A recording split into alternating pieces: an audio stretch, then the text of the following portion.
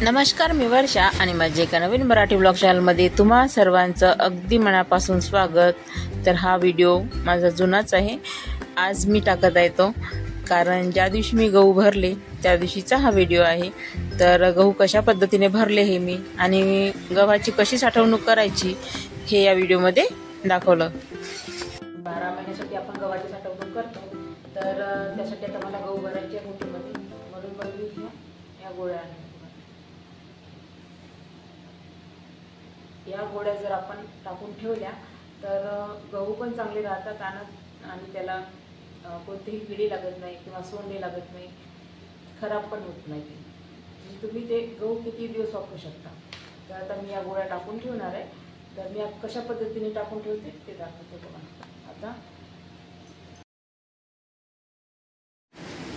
अशा प्रकारे कॉटनचा एक दुपट्टा घ्यायचा, आपला कोणताही दुपट्टा चालतो, आणि त्याचे छोटे छोटे चौकोनी तुकडे करायचे आणि त्यामध्ये मग या गोळ्या 1 राव किंवा 2 राव या कलरच्या आहे गोळ्या, त्या ग्रे कलरच्या, आणि त्या 1-2 गोळ्या एका तुकड्यामध्ये बांधायच्या आणि तिरपी गाठ बांधायची।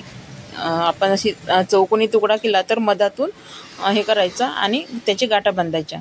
गाठ बांधून मग अशा प्रत्येक गोळी एक कपड्यामध्ये एक तुकड्यामध्ये टाकायची आणि त्याच्या पुरचुंड्या तयार करायच्या।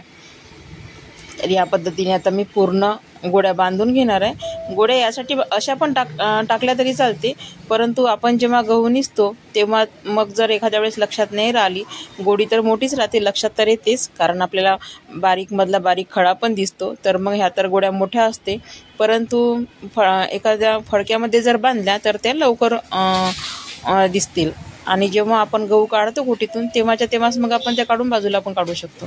तर अशा रीतीने आता पूर्ण गोळ्या बांधून घेतल्या मी आणि त्या आता कोटीमध्ये टाकणार आहे गहू भरताना।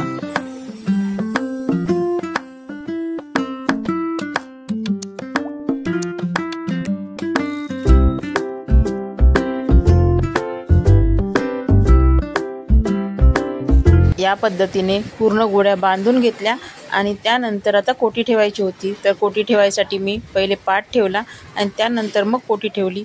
पाट यासाठी ठेवायचा की कोटी जर आपण खाली टाईल्सवर ठेवली तर टाईल्स ही थंडी येते, आणि हिवाळ्याच्या दिवसामध्ये काय होते, कोटी पण थंडी येते मग पूर्ण, त्यामुळे पूर्ण गव्हाला असं मॉइश्चर पकडल्यासारखं होतं आणि मग गहू खराब होतात। म्हणून कोट्या ठेवताना केव्हाही पाटावर ठेवायच्या किंवा आपलं लोखंडी जरी स्टँड बनवलं तरी पण चालते। तर अशा रीतीने मी आता पाटावर कोटी ठेवून घेतली। त्यानंतर मग एक गंज गहू पहिले गुळा आपल्या तळाशी 2-3 गोळ्याचे पुरचुंड्या टाकून घेतल्या आणि त्यानंतर मग गहू टाकले, आणि गहू टाकल्यानंतर 1-2 गंज गहू टाकायचे, पुन्हा 2-3 गोळ्याच्या पुरचुंड्या टाकायच्या आणि त्यानंतर मग पुन्हा गहू टाकायचे। असं करून पूर्ण कोटी भरून घेतली आणि वरती पण गोळ्याच्या 2-3 पुरचुंड्या ठेवून द्यायच्या, आणि त्यानंतर मग थोडीशी जागा पाहिजे झाकण लावायसाठी, तर आता झाकण लावून घेतलं होतं आणि छान अशा रीतीने पूर्णपणे गहू भरून घेतले। पूर्ण गहू भरल्यानंतर छान घर झाडून घेतलं आणि आता वाजले होते 5। अंगण झाडलं पूर्ण छान, कारण संध्याकाळची ही झाडझूड असतेच, घरी असल्यानंतर होते माझी झाडझूड संध्याकाळची, नाहीतर मग फक्त बाहेरचं अंगण सासूबाई झाडतात, घर नाही झाडत त्या, पण अंगण झाडतात। तर म्हणून मग आता पूर्ण घर अंगण सगळं झाडून टाकलं, आणि सासूबाई माझ्या आणि साईडच्या वांढरी काकू, घाटोळे ताई या सगळ्याजणी खेळत होत्या त्याच्या वाष्टा, म्हणून मग गेले तिथे पाहायसाठी, कारण यांचा आवाज खूप येत होता। म्हटलं कशासाठी या चिडत आहे म्हणून गेल्या। एखाद्याने जर गोटी मारली तर खूप चिडतात बरं या, परत आणि सगळ्या मिळून खेळलं नाही की पुन्हा अजूनच मजा येते, कारण गोट्या मारण्यासाठी खूप मजा येते। मग यांचा खेळ थोडा वेळ बघितला आणि मग गेले मी मार्केटमध्ये, कारण मला आणायचा तर भाजीपाला, आज पूर्णच भाजीपाला माझा घरचा संपला होता, त्यामुळे मग मी गेले मार्केटमध्ये। तर मार्केटमध्ये गेली, भाजीपाला घेतला आणि घरी यायसाठी निघाले तर इतका जोराने पाऊस आला की खूपच, आणि मग मला तिथेच थांबावं लागलं।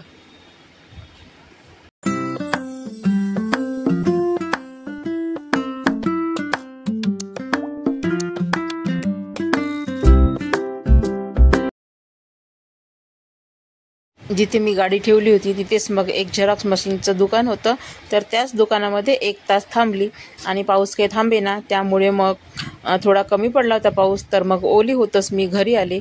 तर घरी आली तर लाईन जाऊन होती आणि जशी घरी पोहोचले तशीच लाईन आली.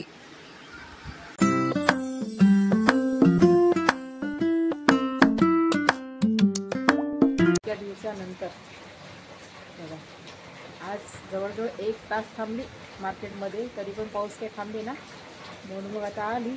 आता 8:15 वाजले बरोबर घरी आली तर, आणि लाईन पण नव्हती मिळाली तेव्हा, आणि आत्ता अचानक लाईन आली आहे बघा. पूर्ण ओली होणार. मार्केटमधून ओली होऊन आली होती, त्यामुळे मग आंघोळ करून घेतली. आणि आंघोळ केल्यानंतर आता बनवायचा होता मला स्वयंपाक. तर पहिले पूर्ण भाजीपाला मोकळा करून घेतला. तर भाजीपाल्यामध्ये फणस, भेंडी, पत्ताकोबी, आलू, कांदे, टमाटर, मिरची, सांबार हे सगळं घेऊन आली होती. आणि आंबे आणले होते, साखर आंबा बनवायसाठी. मागे 1 किलोचा बनवला होता आणि आता 2 किलो आणले आहेत. आणि आता मुलांना भूक लागली होती, तर मुलं म्हणाले मम्मी स्वयंपाक नंतर कर, परंतु पहिले काहीतरी खायचं बनवून दे. तर म्हणून मग शेवयाचा उपमा बनवायसाठी घेतला. तर त्यासाठी कढईमध्ये तेल टाकून जिरा मोहरीची फोडणी दिली. कांदे, मिरची, गोडलिंबाचा पाला टाकून घेतला. कांदे छान शिजू दिले आणि त्यानंतर मग त्यामध्ये तिखट, मीठ, हळद हे टाकून घ्यायचं आणि लसूणच्या पाकळ्या टाकायच्या ठेचून. खूप छान लागतात. आणि तिखट मीठ टाकल्यानंतर मसाले छान शिजू द्यायचे. 1 टमाटर टाकायचं. टमाटर पण छान शिजलं की मग शेवया टाकायच्या आणि शेवया छान मसाल्यामध्ये चांगल्या भाजून घ्यायच्या. पूर्ण भाजल्यानंतर मग एक साईडने गरम पाणी मांडलं होतं मी, तर त्या पाण्याला उकळी आली होती. ते उकळी आलेलं पाणी मग यामध्ये थोडं थोडं करून टाकायचं. एका वेळेस पूर्ण पाणी टाकायचं नाही, कारण एका वेळेस जर पूर्ण पाणी टाकलं तर शेवयाचा घाटा होतो, म्हणजे पूर्ण एकत्र होऊन जातात आणि चिपकून जातात त्या एकमेकाला. म्हणून थोडं थोडं करून पाणी टाकायचं आणि थोड्या वेळ झाकण ठेवून 1-2 मिनटे वाफ काढायची. मग खूप छान होतो शेवयाचा उपमा पण. तर मी आता शेवयाचा उपमा तयार झाला आहे, तर या खायसाठी. आणि इथेच मी माझ्या व्हिडिओचा एंड करत आहे. पुन्हा भेटू एका नवीन व्हिडिओसह. तोपर्यंत सर्वांना बाय बाय.